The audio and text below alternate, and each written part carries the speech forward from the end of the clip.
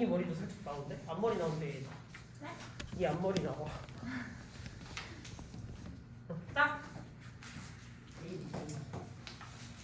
네, 우리 지난 시간에 설명을 이미 해줬던 내용들이 많이 있었기 때문에 오늘 이거 이렇게까지 설명을 길게 하진 않을 것 같아요. 그치? 자, 명사의 정의랑 명사의 역할 저거 못 쓰면 조금 문제 있어요. 문장 속에서 명사가 무슨 일을 하는지도 모르는데 내가 부분문서를 어떻게 해요? 그치? 명사가 무슨 일을 하는지를 똑바로 찾으셔야지만 문장 속에서 주어, 목적어, 보어 따위를 제대로 찾으실 수가 있어서 조금 품사의 역할이나 아니면 품사의 정의는 기억을 해두고 계시는 편이 좋습니다. 아시겠죠? 자, 그리고 가산 명사라고 하는 것은 종류에 대해서 쓰라고 했으니까 당연히 말풀이를 쓰라는 게 아니라 종류에 대해서 쓰라는 거겠지. 문제를 읽으셨으면 뭘 쓰라는 건지 분명히 써놓기는 했어요. 영시 다 했어. 자, 가산이라는 말이 무슨 말이지 얘들아? 살 수 있는 명사. 불가산이라는 말은 무슨 말이지? 살 수 없어요. 그러니까 살 수 없는 명사들은 보통 우리가 무슨 취급해요? 단수 취급을 해요. 자, 일반 명사, 보통 명사는 별로 어렵지 않으니까 대부분의 명사니까 잘 아실 거고 군집 혹은 집합 명사가 뭐예요? 와, 왜 아무도 안 나와? 대답이 누군가는 나와야지 얘들아. 군집이나 집합 명사가 뭐야? 단위로 묶여있는 것들이에요. 보통 우리가 한 단위로 모으는 거 뭐가 있어? family, team, class, police 이런 식으로 하나의 단위로 묶어버리는 개념들이 있잖아요. 가족이라고 이야기를 하면 가족 구성원이 모든 가족이 다 똑같아? 아니잖아 사실. 가족마다 다 각각의 식구들마다 가족 구성원이 다 다를 거 아니에요. 그치? 그래도 우리는 다 뭐라 불러? 1인 가구도 가족이라고 할 수가 있고 뭐 이런 식으로 다 묶어서 얘기를 할 수가 있겠지? 그러니까 묶음의 단위들을 보통 표현할 때 군집명사라고 이야기를 합니다. 자, 그 군집명사에는 사실 깊게 들어가시면 항상 단수로 취급하는 거, 항상 복수로 취급하는 거, 단복수 둘 다 취급이 가능하기 때문에 어떤 의미로 쓰이는 거 이것들을 파악을 하셔야 되는데 굳이 그렇게까지 디테일하게 안 들어갈게요. 그냥 저런 단어들이 군집명사로 쓰일 수가 있구나. 이 정도까지만 대충 알아놓으시면 될 것 같다. 자, 고유명사가 뭐였지 얘들아? 고유명사가 뭐야? 서관이 갑자기 멍해져요. 그치? 뭐 질문만 하면 갑자기 정신이 멍해져요. 아 맞다. 아까 서관이 때문에 다시 설명한다는 거 까먹었다. 서관아 이거 잘 들어라. 자, 우리 월요일에 뭐 한다고? 어떻게 한다고 그랬지? 수요일에 뭐 한다고? 문법 한다고 그랬지. 그러면 리딩 데일리 테스트 언제 본다고? 그 다음 주 월요일에 본다고 그랬지. 그럼 이때 데일리 테스트랑 숙제 검사랑 둘 다 들어가요. 즉 수요일에 또 뭐가? 그럼 그래머니까 그래머, 데일리랑 숙제 검사가 다음 주 수요일에 들어갑니다. 무슨 말인지 했어? 그리고 아까 모의고사 해설 강의 들어가려면 모의고사 다 받았어? 안 받았어? 받았지? 그거 꼭 시간에 맞춰서 푸세요. 타이머 해놓고 스탑워치 해놓고. 왜냐면 이제 고등학교로 올라가시면서 모의고사든 내신이든 풀다가 보면 무슨 문제 이제 당면하게 되냐면 시간 내에 문제를 풀지 못해서 점수가 안 나오는 경우들이 생겨. 그러니까 중학교는 솔직히 시험 문제 풀면서 시험 모자랐던 적 있어요? 중학교 때? 없었지. 그러니까 보세요. 여라 문제를 막 거북이 마냥 보다가 한숨 조금 들때 쉬고 놀고 보다가 그래도 충분히 문제를 다 풀 수가 있었지. 고등학교는 아니에요. 고등학교는 아둥바둥해도 막 MD 페이지 못 보기도 하고 막 이런 일들이 생기니까 미리미리 시간을 재서 그 시간 안에 들어오는 연습하세요. 자, 그래서 고유명사가 다시 뭔지 질문을 던져보도록 할게요. 고유명사가 뭐지? 지웅이가 아닌데 왜 자꾸 정우를 지웅이라고 기억하지? 미안하다 정우야. 자, 정우야, 고유명사가 뭐야? 정해진 사물의 이름. 응, 그렇지. 사람이나 사물의 이름이죠. 그래서 유일한 거 도시라든지 아니면 행성이라든지 사물이라기보다는 도시나 행성의 이름이다 이렇게 써놓으시는 게 맞겠다. 그지? 그래서 우리는 문장 속에서 얘가 고유명사인지 아닌지를 바로 보자마자 알아차릴 수가 있어. 그지 지웅아? 고유명사 어떻게 알아차려? 이 세 개 고유명사예요! 라고 알아보려면 복수가 복수가 안 돼요? 거짓말 하지 마시고 항상 대문자로 시작하자.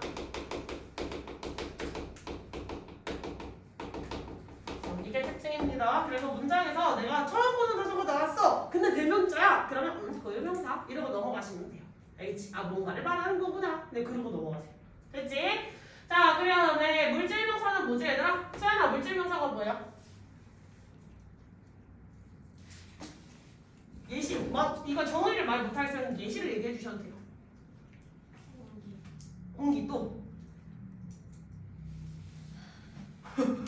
한숨쉬면 어떡해. 공기 말고 또 뭐 있어? 지원이 그럼 물질명사 또 뭐 있어? 갑자기 머리가 하얘지지. 질문만 던지면 다 읽던 건데 자꾸 머리가 하얘져요. 자, 물질명사 뭐 있지 얘들아? 가루가 됐건 아니면 고체가 됐건 액체가 됐건 기체가 되었건 이런 것들. 공기도 있지만 뭐 예를 들면 이산화탄소 뭐 이런 것도 물질명사일 거 아니야, 그치? 아니면 설탕이라든지 소금이라든지 혹은 뭐 모래라든지 이런 것들, 물, 우유 이런 것들 전부 다 물질명사에 들어가죠. 그런 거 레시피를 쓰는데 누군가가 막 소금 33알을 넣으세요 막 이런 레시피 있어? 없잖아, 그치? 이렇게 하나하나 셀 수 있는 게 말이 안 되는 거. 밀가루를 입자를 하나하나 세가지고 막 넣으세요 막 이런 글 있어요? 없지. 그러니까 그런 애들이 다 물질명사야. 즉 물질명사라고 하는 건 보통은 누구랑 같이 쓸 수 있어요? 단위명사랑 보통 함께 쓰일 수가 있다. 그래서 뭐 한 컵인지 아니면 뭐 한 통인지 뭐 이런 것들 있지? 그런 것들이랑 같이 쓸 수가 있다. 자, 마지막 추상명사가 뭐예요, 시우라? 그렇지. 개념적인 것을 불러일으키는 걸 개념적인 것, 관념적인 것이라고 이야기를 할 수도 있겠죠. 그래서 추상명사라고 얘기를 하면 개념적인 것. 예를 들면 사랑, 무정, 정의라든지 뭐 민주주의 이런 단어들 전부 다 추상명사라고 보시면 되겠다. 됐지? 자, 그리고 여기서 이거는 힌트예요. 추상명사가 보통 나오게 되면 이 말이 조금 어려워, 이 추상명사들이. 그래서 내가 만약 모의고사 지문에서 추상명사를 만났는데 지문의 해석이 개똥마발처럼 돼버린다. 그러면 보통 뭐 하시냐면 얘를 동사처럼 해석을 하시면 돼요. 이게 되게 생각보다 유용하게 써먹히게 될 기술이 될 거거든요. 자, 추상명사를 보시면 문장에 있던 동사를 날려버리고 얘를 동사처럼 해석하시면 돼요. 그럼 러브가 원래 사랑이잖아. 근데 러브를 만약 동사처럼 해석하면 그냥 사랑하다 라고 넘어가면 문장에 있던 진짜 동사를 우리가 살짝 무시하고 넘어갈 수가 있어. 이렇게. 그래서 동사처럼 해석하시면 편하다. 자, 그 다음에 이걸 바로 내려야 되는 게 귀찮아가지고 형용사 먼저 갈게요. 그냥 화면에 나와 있는 것부터 하자이. 자, 형용사의 역할은, 형용사의 정의랑 역할은 명사를 보충 설명하고 명사 수식을 한다든지 보호 역할을 한다. 여기까지 쉽잖아요, 그치? 자, 그럼 문장 속에서 형용사가 어떤 위치에 올 수 있느냐? 명사 앞에 올 경우 뭐지? 형용사가 한 단어를 쓸 경우.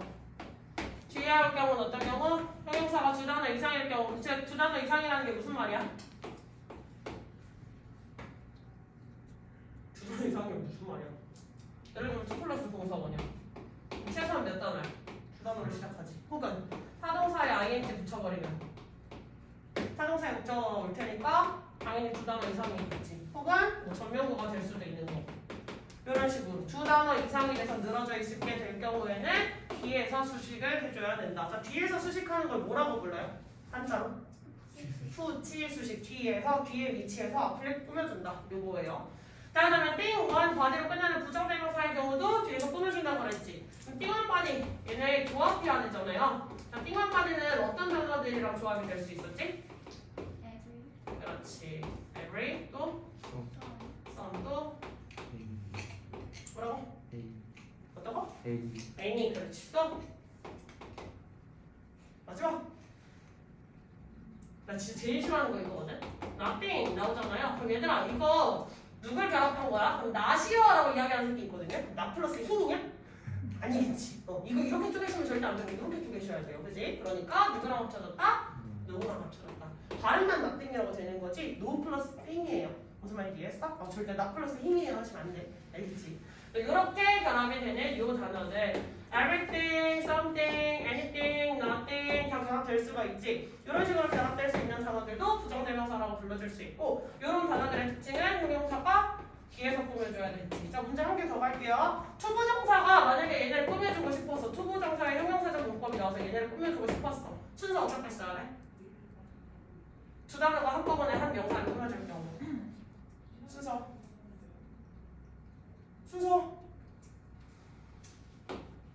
something should be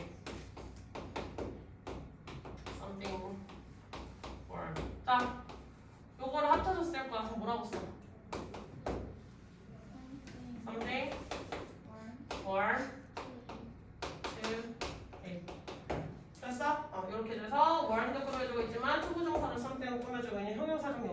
이렇게 체크하셔야 돼요. 즉 순서가 어떻게 나와요? 형용사가 나오고 그 뒤에 투부정사의 순서로 이렇게 써줄 수가 있다라고 이거 체크하기.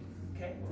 자, 그 다음에 불완전 동사 뒤에 왔다는 거. 제 불완전 동사 대표 동사가 누구였지? 제일 대표적 불완전 동사?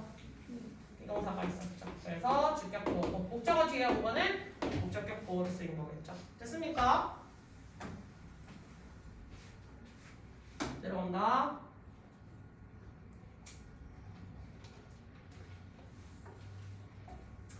자, 대명사 명사를 대신하는 말이니까 명사를 대신 받아온 말이니까 주목부 역할 동일하게 가는 건 어렵지 않을 거고요. 인칭 대명사가 뭐야? 알마이 미마이 그렇지. 그 표 외웠던 거 기억하시죠? 1인칭, 2인칭, 3인칭, 단수, 복수 해가지고 표 쭉 외웠던 거 기억하세요? 인칭 대명사. 즉 인칭이라는 말은 뭐예요?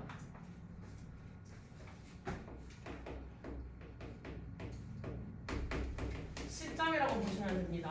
영어의 중심은 뭐다? 1인칭이 되면 1인칭에서 1이 의미하는 거 나의 시점으로서 이야기를 하겠다. 그 다음에 2인칭은 내 앞에 있는 너의 시점에서 이야기를 써보겠다. 그럼 3인칭은 나와 너를 제외시킨 나머지 전부. 예를 들면 이제 커플에 있었어. 커플들이 막 싸우는데 옆에서 친구가 야 그거 맞아 이건 네가 좀 잘못했더라 라고 얘기를 했어. 누군가의 편을 들어줬다? 그러면 상대방이 뭐라 그랬어? 야 제3자는 좀 빠져 우리 얘기야 이러고 얘기를 하겠지. 즉 제3자 나랑 얘가 아닌 다른 사람의 이야기야. 이해할지 무슨 말인지. 그래서 3인칭이라고 하면 그 제3자의 시점이다. 그래서 인칭대명사 표 외우셨던 거 기억하실 거고요. 자, 소유대명사는 두 단어로 쪼개서 쓰게 될 경우 누구 플러스 누구라고 할 수 있었지? 아무도 대답을 안 한다고. 이거 어려운 거 아니잖아. 소유대명사 시율이 갑자기 눈을 또르륵 굴리기 시작해요. 자, 이거 그럼 주의하셔서 알아놓으셔야 돼요. 혹시 모르는 친구 있을까봐. 소유격이랑 관사는 함께 쓸 수 있어 없어? 못 써요. 얘는 절대 함께 쓸 수 없어요. 그럼 혹시 또 헷갈리는 친구가 있을 것 같아서 질문을 던져볼게요. 지원아, 관사가 뭐야? 관사에 뭐가 있지? 어나 언이나 너 같은 거겠지. 이런 애들을 관사라고 불러줘요. 됐지? 자, 그리고 관사가 나왔다는 건 뒤에 무조건 누가 나올 거라는 신호탄이야. 관사가 있으면 관사의 짝꿍? 명사가 있겠지. 소유격도 문장 속에서 혼자 쓰일 수 있어 없어? 없지. 얘도 항상 누구랑 함께 붙어 다녀야 돼? 명사랑 붙어 다녀야 되지. 즉 두 새끼가 뒤에 명사를 끌고 오는 건데 얘네 둘은 함께 쓸 수 있어 없어? 없어요. 나중에 대학교를 가시면 한정사라고 하는 개념에 대해서 배우실 수도 있는데 뭐 거기까지 갈 필요는 없고 그냥 둘이 같이 못 씁니다. 이거까지 일단 아시면 돼요. 근데 만약에 내가 문장을 써야 되는데 my라는 말도 써야 되고 너라는 말도 써야 돼. my friend 이런 말 돼요 안 돼요? 안 되겠지. 그러니까 소유격이랑 명사를 묶어서 무엇으로 만들었어? 소유대명사로 만든 거야. 됐어? 소유격이랑 명사를 하나로 묶어버려서 그럼 관사를 쓸 수가 있잖아요. 소유대명사라는 말을 아예 만들어버렸다. 됐습니까? 자, 제기대명사 뭡니까? 다시 귀 돌아온 겁니다. 제귀라는 건 다시 돌아왔다라는 말인데 다시 돌아왔다는 게 무슨 말이에요? 앞에 썼던 거. 그렇지. 행위의 주체가 다시 동작의 대상으로 돌아왔다라는 거겠어. 그래서 she killed 라고 쓰시면 얘랑 얘는 같은 대상이야 다른 대상이야? 같은 대상이야? 그렇지. 얘는 A라는 사람이고 얘는 B라는 사람이겠지. 이 문장을 어떻게 쓸 수 있어요? She killed herself. 이러면 어떤 대상이래? A가 죽인 대상이 다시 A라로 돌아왔다. 즉 자살하다라는 문장으로 바뀌겠지. 됐어? 키기 싫으신 사람들은 러브로 쓰시면 돼요. 그러면 그녀는 사랑했어 다른 누군가를. 그리고 그녀는 사랑하지 자기 자신을. 이렇게 쓰셔도 돼요. 사랑이 편한 사람은 사랑을 쓰시고요. 죽이는 게 편한 사람은 죽이는 걸 쓰세요. 아시겠죠? 개인의 선호도에 달려 있습니다. 자, 제기대명사는 다시 돌아온 새끼인데 그래서 그 제기대명사 나와 있잖아요. 제기대명사 용법 몇 개 있어요? 2개가 있었지. 2개가 뭐였지? 강조랑 내가 제일 싫어하는 거. 강조부터 이야기하시면 제기대명사 용법이 강조가 제일 중요한 거 같잖아. 그건 아니지. 제기대명사에 원래 무슨 용법이 있어야 돼? 제기용법이 있다고 이야기를 해주셔야 돼요. 제기용법. 그 다음 두 번째는 강조용법이죠.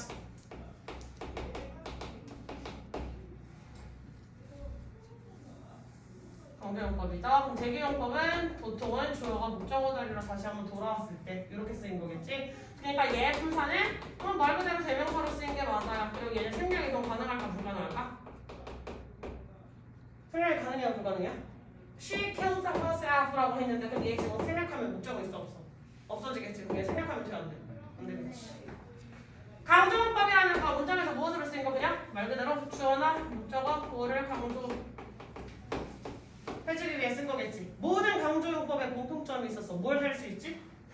생략이 가능하지. 생략이 가능하다는 건 어떤 품사처럼 취급된다는 거야? 명사가 진짜 중요한데 명사 뺄 수 있겠니 얘들아? 아니지. 그럼 제일 만만하네. 맨날 빼도 되는데. 그렇지. 부사로 취급. 이걸 기억하시면 되겠지. 그러니까 팔분사를 잘 기억을 하셔야지 자꾸 선생님이 던지는 질문이 도대체 무슨 말인지를 이해를 할 수가 있어요. 그러니까 암기를 항상 선행을 하시고 그 다음에 자꾸 녹이다가 보면 선생님이 던지는 질문들이 어떤 식의 플로우로 넘어가는지가 이제 머릿속에 잘 그려지기 시작할 거거든요. 그러면 자꾸 문법의 기본들이 전부 다 잘 자리를 잡아놓기 시작을 하는 거다라고 이해를 하시면 돼요. 알겠지? 그래서 품사는 아무리 강조해도 지나치지 않다.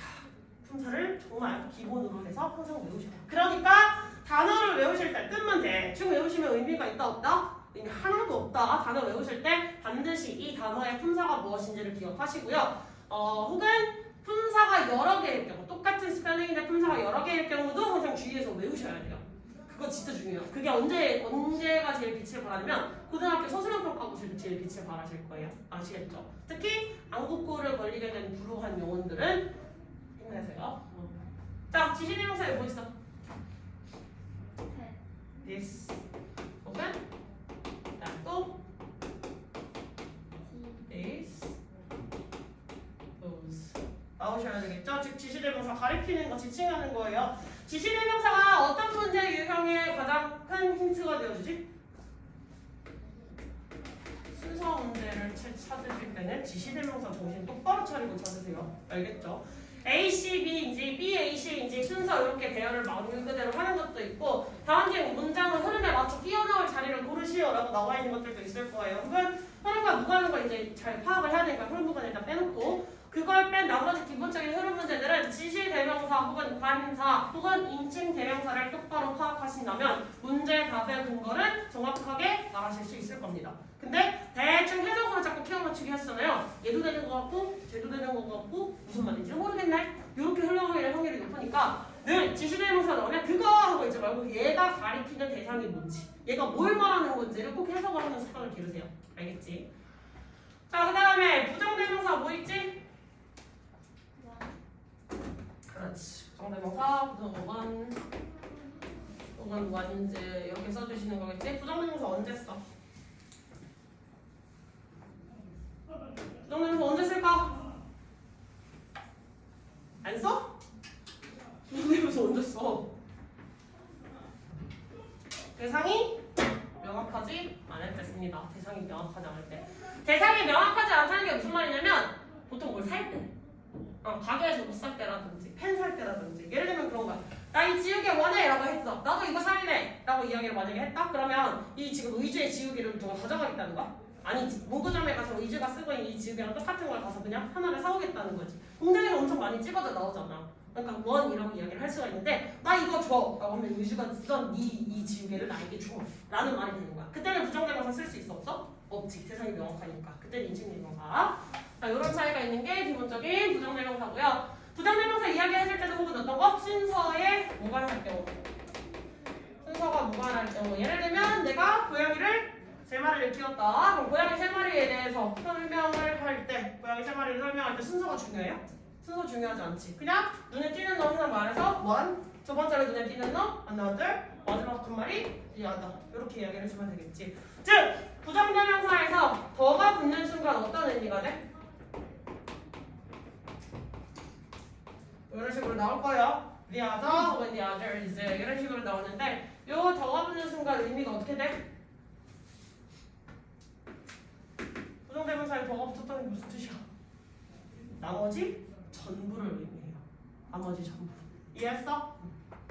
내가 나온다는 건 나머지 전부 이걸 의미합니다. 예를 들면 이런 거야. 우리 반에 지금 10명이 들어가 있잖아. 원래 10명이 정원이 반이잖아요. 그럼 10명 중에서 A라는 그룹은 빨간색을 좋아하는 그룹이 있었어. B라는 그룹은 뭐 파란색을 좋아하는 그룹이 있었어. 네. 지금 7명이지. 그럼 3명 더 있어 없어? 뭔가 뭐 다른 색깔을 좋아하는 애들이 한 3명 정도가 더 있었다는 거야. 그러면 첫 번째 그룹을 썸으로 얘기를 했어. 두 번 B라는 그룹에 대해서 이야기할 때 others라고 써야 될까? the others라고 써야 될까? 누구 써야 돼? 위아래. 위아래. 위를 써야 되죠. 왜? 나머지 3명은 왜 개무시해? the others를 써버리는 순간 얘네 3명을 개무시하는 꼴이 되기 때문에 얘네 서넷을 우리는 지켜주셔야 돼요. 그래서 얘 빼고도 남은 것들이 있다. 그럴 때는 덜을 못 쓰고 만약에 이 셋이 여기까지 다 들어가 있었어. 그래서 이거를 얘를 말하고 나머지 전부가 B가 돼. 그러면 the others라고 쓸 수 있는 거야. 됐어? 그래서 더가 붙는 순간 나머지 전부 다 대칭을 할게요. 제가 모든 걸 다 걸어보겠습니다. 이런 느낌일 때 더가 들어가게 돼. 오케이. 자, 그리고 부정대명사 여기서 안 끝나지. 부정대명사에 또 뭐 있어? 없어? 또 뭐 있어? 반장하네. 뭐 있어? son, any, every, all, what. 뭐 이런 애들 있잖아. 이것도 외우셔야지. 요게 이제 고정식 문제로 가시면 어떻게 되느냐? 고정식 문제로 가면 뒤에 단수명사를 들고 오는지 복수명사를 들고 오시는지 아셔야 되고, 그리고 얘가 주어 자리에 가게 되면 수일치를 어떻게 해야 되는지까지 암기를 잘 하셔야 될 겁니다. 아, 이치를 안 써놨구나. 제일 헷갈리는 함정파적인 새끼가 every겠죠. 왜? 해석을 하시면 뭐라고 해석해? every. 모든이지. 그럼 단수처럼 보여, 복수처럼 보여? 복수처럼 보이지. 근데 이 새끼는 뒤에 항상 뭐 들고 와야 돼? 단수명사, 단수명사. 이게 핵심이에요. 오케이? 이거 나중에 정리되어 있는 거 문법 그 어퍼크 스타트 나가게 되면 선생님 그때 이제 시험 볼 때 한 번 더 설명해주고 시험도 볼 거야. 알겠지? 내용이 너무 많으니까 지금 선생님. 자, 다음 의문대명사 뭐야? 의문대명사에 뭐 있어? 의문사 종류 보시면 의문사 하나하나 이야기하시는 게 아니라 의문사의 종류라고 하면 원래 3가지로 이야기를 해야 돼. 의문대명사, 의문형용사, 의문부사. 원래 이렇게 쪼개주셔야 돼. 그러면 의문대명사라고 하면 문장사에서 주목부 역할을 할 수 있는 대명사겠지. 그럼 의문사의 종류에서 주목부 역할을 할 수 있는 애 누구 있어? 와, 또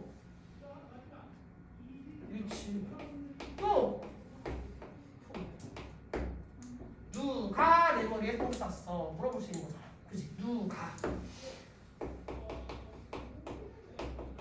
무엇이 잠깐만 되게 날아가는데 안 나왔어. 뭐 이런 식으로 써줄 수가 있겠죠? 의문 대명사가 주목부 역할을 할 수 있는 거 이렇게 있다. 의문 형용사의 종류를 따져주세요 라고 하면 what, which, who's로 넘어가게 되고 의문 부사에는 누가 있어요? 라고 물어보면 how, when, where, why. 그렇지. 이거 지금 대답 안 나온 친구들은 지금 손을 불이렇게 써야 돼. 내가 칠판에 안 썼다고 안 쓰는 게 아니라 내 입에서 지금 스스로 대답을 못했어. 그러면 지금 쓰고 계셔야 되는 파트예요. 성환이 기억할 수 있니? 컴퓨터야? 막 듣자마자 바로 뽀야 그거 입력돼가지고 바로 다음 시간에 대답 또 나올 수 있어? 없으면 빨리 써라. 성환아 앉아가지고 그냥 너는 얘기해. 나는 놀게. 이런 느낌으로 앉아있으면 졸려. 알지? 손을 열심히 움직여서 좀 쓰셔야 돼요. 코 개많이 풀었네.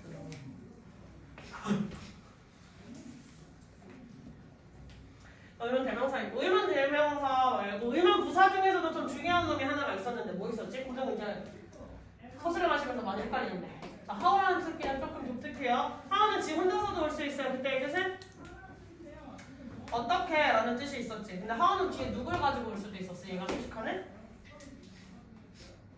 형용사나 부사도 들고 올 수가 있었다. 자, 그때 하우의 뜻은? 얼마? 됐어? 얼마? 자, how old, how long, how far, how tall, 뭐 how much, how many 셀 수 있는 명사의 복수형, how much 셀 수 없는 명사의 단수형 뭐 이런 식으로 써야겠지. 됐어? 자, 그리고 만약에 의문 대명사가 주어 자리에 들어가게 될 경우 수일치 어떻게?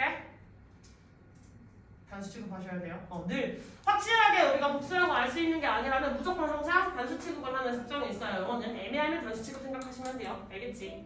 여기까지 되냐 안 되냐? 됐습니까? 자, 그 다음에 부사, 명사 이외말을 꾸며주는 거. 명사 이외말에 뭐가 있는지 지난 시간에 했어 안 했어? 아 했지? 이거 못 썼으면 좀 반성하셔야 돼요. 이거 틀린 거 있었으면 문장 성분 역할 못하고 즉 주성분 역할 못하고 수식 성분 부성분 역할만 한다. 이거는 한번 써줘야겠다. 문장 성분 즉 주성분의 역할. 주성분에 뭐가 있었지? 주어, 동사, 목적어, 뭐 수식 성분의 역할, 부성분이라는 용어로 쓸 수가 있어요. 이거 참고하시고. 그리고 대답이 안 나오면 얘들아 내가 니네 실력을 파악을 하기가 너무 어려워. 우리 지금 1대1 개인 과외 하고 있는 거 아니지? 그럼 대답이 안 나오고 있으면 내가 지금 이 친구가 어디까지 이해를 했는지 내가 어떻게 알 수 있을까?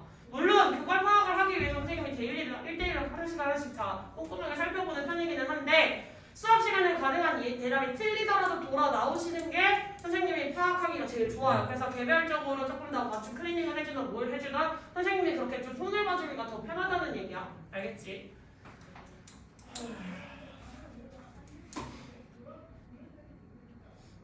동사 이거 명사의 상태는 성질 있는 상태 말고 상태는 동작이라고 고쳐주세요. 저 먼저 성질이라고 고쳐서 이렇게 고쳐줬네. 성질이랑 동작.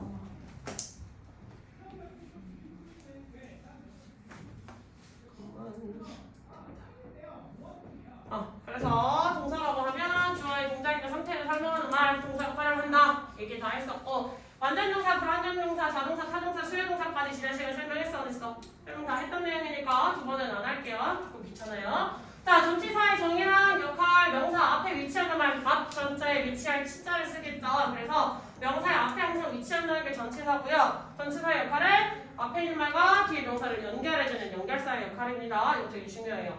자, 하나 더 질문할게요. 지난 시간에 했던 것 같긴 한데 전치사는 뒤에 항상 뭐 나온다고? 명사 나온다고 그랬지? 그럼 의주야 이 명사를 우리는 뭐라고 불러준다고 했지? 그렇지, 전치사의 목적어.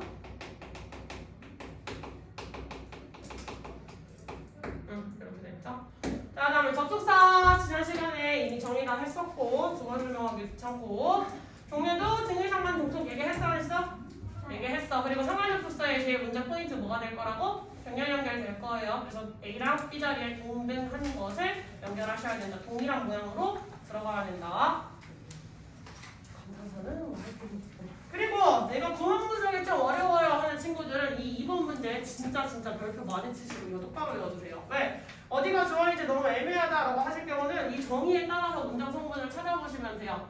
됐어? 그래서 위치랑 품사에 대해서 다 써드렸으니까 헷갈리시면 이걸 가지고 계속해서 찾아보시고 근거를 계속 적어보시는 연습을 하시면 돼요. 아시겠죠?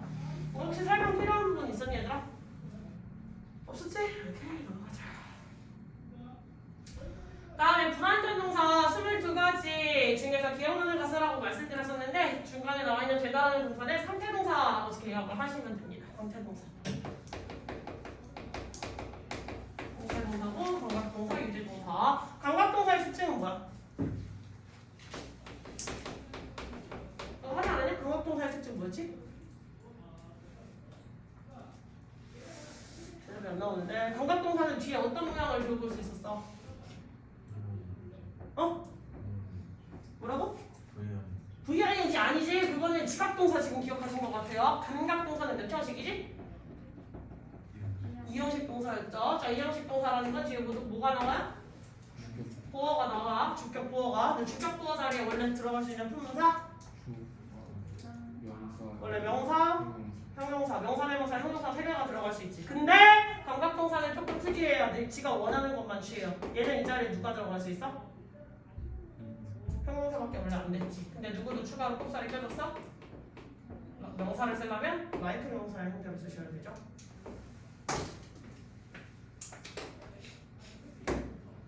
됐어?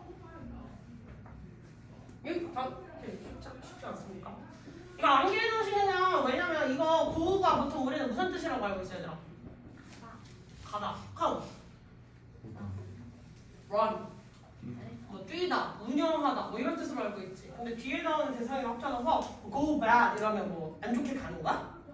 아니지. 그러면 맛이 갔다는 거야. 상했다. 뭐 이런 느낌? 이렇게 해석이 되거든요. 그래서 얘네가 원래 가지고 있던 그대로 해석이 안 되고 되다라는 뜻으로 보통 해석이 될 수 있는 경우들이라서 동사를 조금 암기를 한 번쯤 해놓으시면 편해요. 나중에 공부하시기가. 자, 그 다음에 준동사 되게 중요한 거라서 한 번만 할게요. 준동사. 자, 준동사의 정의라고 이야기를 했네. 준동사의 정의. 아니다. 준동사의 정의 하기 전에. 자, 준동사 말고 무슨 동사가 있어? 분동사가 있어. 분동사가 뭐였지? 원래 동사. 즉 누가의 짝꿍이야? 주어의 짝이다. 주어의 짝 역할을 할 수 있는 게 본동사. 즉 얘가 진짜 동사예요. 문장에서 핵심이 되는 동사 역할을 하는 게 바로 본동사예요 라고 얘기를 할 수가 있고, 준동사는 뭐야? 가짜예요. 얘는 동사 역할을 할 수 있어 없어? 동사 역할 불가합니다. 자, 동사로 태어났지만 동사 역할을 더 이상 할 수 없게 된 준동사 모양을 바꿔줬기 때문이죠. 모양을 어떤 식으로 바꾸죠? 투부정사에서 to 혹은 ing를 붙여서 동명사 혹은 분사로 바뀌면 분사의 모양은 몇 개? 두 가지가 원칙이겠죠. 무슨 분사 무슨 분사? 현재 분사 과거분사 모양은 ing, pp 두 가지로 나뉘겠지. 현재 분사 과거분사 시제랑 관련이 있나요? 현재 시제 과거 시제? 없어요. 현재 시제 과거 시제랑 관련이 없어요. 다른 것으로 바꾸셔야 되겠죠. 자, 그래서 모양이랑 그 다음에 각자가 쓸 수 있는 품사까지는 쓰기 기본적으로 옆에 써놨어. 투부정사는 투 플러스 동사 원형이고 문장 속에서 명사, 형용사, 부사의 역할을 한다. 여기까지도 써놨지. 길게 하기는 싫어서 그냥 참고만 하세요. 자, 동명사라고 이야기하면 뭐라고? 동사에다가 ing를 붙여놓은 후 문장에서 무엇으로 쓰여요? 명사로 쓰인다. 동사의 성질을 지닌 명사다. 이렇게 기억하시면 돼요. 다시 동명사 뭐라고? 그렇지. 동사의 성질을 가진 명사예요. 그래서 나중에 진짜 명사 쓸래, 동명사 쓸래 막 이런 거 선택해야 되는 어법 문제 나오실 수도 있거든요. 미리 체크해 봅시다. 자, 그 다음에 분사라고 이야기하면 두 가지였지. 이거는 조금 정리해보자. ing랑 pp가 각각 형용사로 쓰여요. 분사에 쓰이는 형용사고. 다음 ing, 현재 분사가 갖는 의미랑 pp가 갖는 의미에 대해서는 뒤쪽에서 얘기해 봅시다. 자, ing는 무슨 의미를 가지고 있어? 얘 역할 뭐야? 굳이 이걸 두 개로 나눠놓은 건 지 입맛대로 쓰기 위해서겠지. ing가 갖는 의미, 현재 분사 진행 혹은 뭐라고? 능동. pp는 완료랑 수동. 이거 기억하기도 쉬워. 완료라고 하면 완료 시제 있잖아. 완료 시제 뭐 어떻게 생겼어? have pp, 그때 쓰는 pp잖아. 즉 완료 pp가 완료 의미가 있으니까 이렇게 쓰는 거야. 그럼 수동은? pp지. 요거 때문에 쓰이는 거야. 진행은? 요걸로 쓰이는 거야. 됐어? 그리고 이것만 분모분석 할 때 필요할 것 같으니까 이것만 또 갑시다. 동명사랑 분사랑 둘 다 모양은 어떻게 생겼어? ing로 생겼지. 그럼 이 새끼가 명사인지 형용사인지 구분을 해줘야 될 거 아니야. 그치? 자, ing 명사의 형태로 나와 있을 때 얘가 동명사일 경우는 그 ing가 어떤 의미고 현재 분사일 경우에는 그 ing가 어떤 의미죠?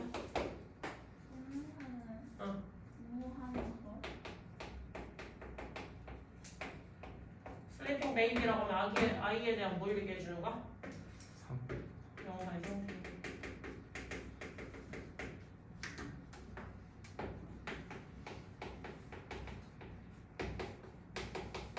PB 뭐지 얘들아? 알약이죠. 알약이죠. 그러면 자고 있는 알약 깨워서 먹어야 되니? 자고 있는 알약이야? 아니겠지. 그럼 이거 뭐라고 해주면 돼? 그렇지. 그러면 필의 뭐예요? 명사의 용도라고 이야기해 주실 수 있습니다. 즉 자기 위한 용도로 먹는 알약인 거잖아. 됐어? 스웨이핑 백이라고 하면 가방은 자고 있으니까 깨워서 데리고 다니냐? 아니겠지. 정신 차려 가봐라. 뭐 이래서 가방 깨워야 돼? 아니지. 그러니까 명사 용도랑 관련된 거일 때. 자, 두 번째 모양은 둘이 똑같이 쓰였을 때 어떻게 쓰일 수 있어? 주어 비동사 ing. 주어 비동사 ing. 자, 동명사일 때는 어떻게 구분한다? 주어랑 ing가 동일관계, 즉 보어로서 명사를 처리하셔야 되고요. 뭐 하는 것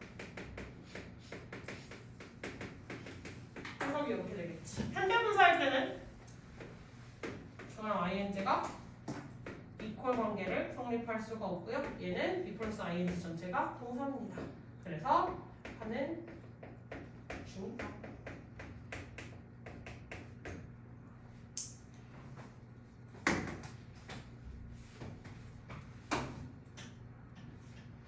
됐어.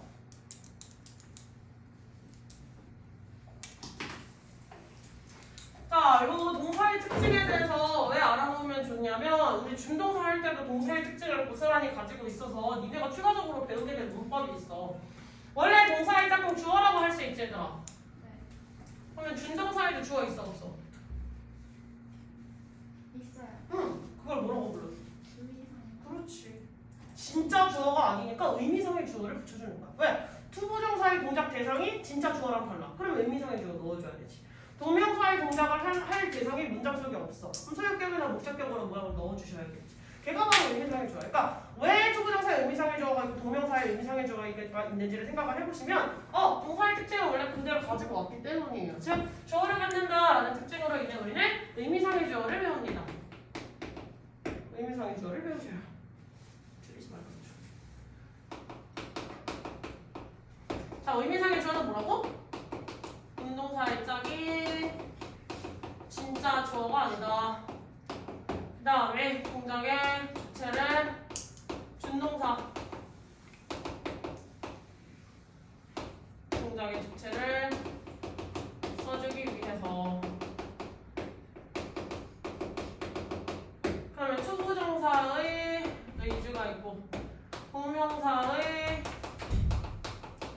의주가 있고 분사의 의주가 있는데 의주할 때 역시 눈부른 느낌이겠다. 시연아, 투부정사 의미상의 주 어떻게 생겼지? 뭐라고? 그렇지. for 플러스 비동사 써주면 이제 목적격. 그 다음 또 over 플러스 목적격. 정우야, for 플러스 목적격이랑 over 플러스 목적격 차이는? 내 마음대로 골랐어? 그건 아니었지. 뭐였지? 기억이. 이제 예비 정치인 후보들이 있어요. 자꾸 뭐 물어보면 기억이 안 납니다. 그지? 지용아, 둘의 차이 뭐야? 사람의 성격이 좀 그렇지, 잘하셨어요. 공부가 제일 필요한 얘가 사실 이기템이야. 앞에 사람의 성질이나 성격과 관련된 누가 있어야 돼? 형용사가 있어야 돼. 그럼 얘는 그렇지 않고 대부분의 경우. 그럼 이지는 사람의 소통이나 성격과 관련된 거 아니야? 이제 아니에요. 알겠지? 자, 그 다음에 동명사 의미상의 주어 시우라 뭐 있지? 모른다고? 진짜? 상관아, 동명사 의미상의 주어. 졸립지 너. 일어나. 지원아, 동명사 의미상의 주어. 예인이. 예? 아니 그거 아닌데. 그거 아닌데. 뭐지라? 기억이 안 나요. 정말 사연이? 아니야? 이 새끼가 최종 보스예요. 이거 이제 모의고사 나오면 보통 이거 잘 못 찾으세요. 왜? 모양이 소유격이나 목적격으로 쓰기 때문이에요.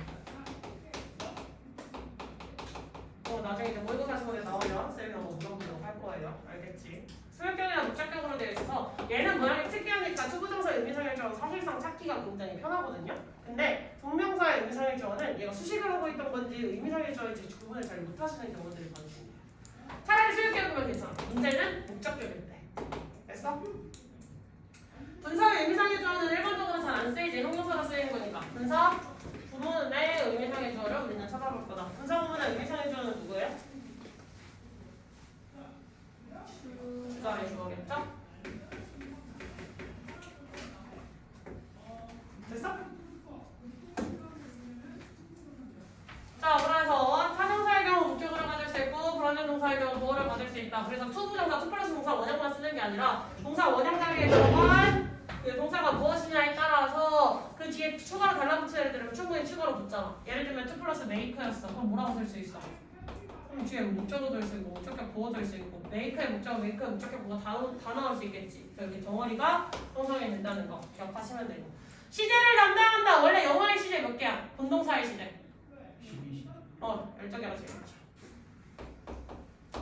그럼 이 12시제 크게 세 덩어리로 나누면 뭐라고 할 수 있어? 현재. 싫다 그랬다. 나 그거 아니라 그랬다. 완료 시제. 완료 시제 또. 진행 시제. 또. 완료 진행 시제. 이렇게 나뉘셔야겠죠? 그럼 단순 시제에 뭐가 있어? 현재 근데 그게 여기서 나와야겠지. 뭐가 있다고? 현재 과거비. 과요미가 나와야겠지. 완료는? 현재 완료. 과완, 그만, 미완. 여기까지 몇 개?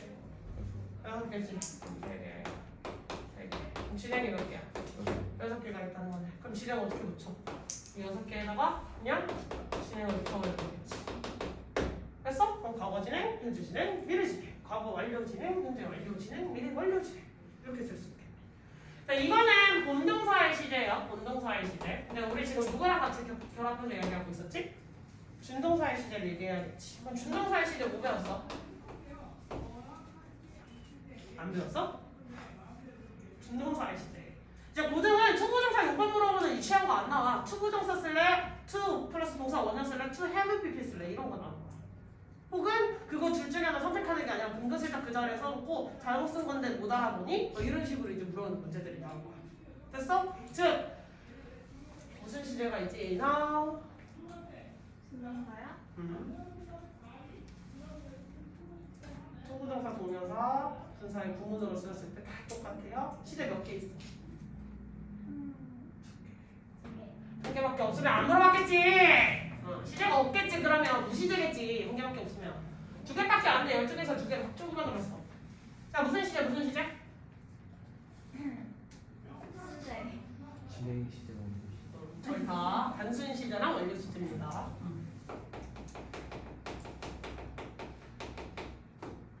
그럼 단순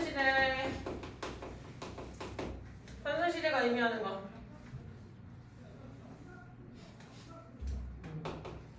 주절의 동사와 주절의 동사와 본동사와라고 할게. 본동사와 시제 일치야. 제 본동사의 시제가 현재로 되어 있으면 투부정사의 시제도 현재로 취급할 거고, 본동사의 시제가 과거면 투부정사의 시제도 똑같이 과거로 취급할 거라는 거야. 즉 단순 시제의 모양은 투부정사 혹은 뭐 동명사 이런 식으로 우리가 원래 배웠던 그 준동사의 일반적 모양들 있죠? 그거 생각하시면 되고요. 완료 시제라는 건 모양이 어떻게 생겼어? to have pp. 그 다음에 뭐 having pp 이런 식으로 나오시게 될 거예요. 됐어? 완료 시제라는 건 의미하는 게 뭐예요? 아니에요? 운동사보다? 시제? 이전. 그래서 그 완료의 의미가 아니라 한 시제 앞섰다 라고 생각을 하셔야 돼요. 과거 완료의 의미가 원래 두 가지가 있었잖아. 대과거가 있었고 대과거부터 과거까지의 의미가 있었지? 두 가지를 기억하셔야 돼요. 모양을 차용해서 본 거야. 그냥 자꾸 새로운 모양 만들려면 헷갈리잖아. 그러니까 있던 모양에서 그냥 의미 부여를 해가지고 그냥 모양만 차용해간다 이렇게 생각을 하시면 돼요. 헷갈리겠어? 그러니까 니네가 왜 투부정사랑 to have pp랑 이런 걸 왜 배웠는지 이제 알겠니? 동사의 특징을 그대로 고스란히 가지고 있었기 때문에 이런 것들을 배운 거야. 그럼 태라는 것도 뭐였어? 수동과 능동이 있다는 거겠지. 그럼 태랑 관련된 문제가 뭐 어떻게 나오겠어? 투부정사 쓸래? to be pp 쓸래? 이런 거 선택하시면 되겠죠. 됐니? 졸리면 안 돼? 졸리면 일어나서 들으셔도 돼요. 앉아서 좀. 이러고 있으면 안 돼. 알겠지? 눈을 깜빡거리는 속도가 느려지면 보통 졸린다는 신호잖아요. 그지? 졸리면 자발적으로 뒤에서 나가서 서서 들으셔도 괜찮습니다. 아시겠죠? 자, 부정은 낫을 가질 수 있다. 이것 때문에 준동사에서도 낫의 위치가 중요했어. 낫 어디에다 쓸 수 있었지? 뒤. 투부정사. 부정 쓸래요. 그럼 어떻게 써? 그럼 앞에 쓰잖아. 그럼 동명사가 나왔어. 부정 어디 있어? 앞에 쓰잖아. 그래서 부정의 위치는 앞에 썼다. 이거 기억하셔야겠죠? 자, 전부 다 준동사에서 각각 따로따로 쪼개져서 배웠던 거 왜 썼기 때문입니다. 그래서 동사의 특징을 알아보시면 문법들의 연결고리를 가지고 문제를 이해하시기가 훨씬 더 용이해요. 훨씬 더 쉽다는 얘기야. 그치? 죽어간다 죽어가. 지워도 됩니까? 알겠죠?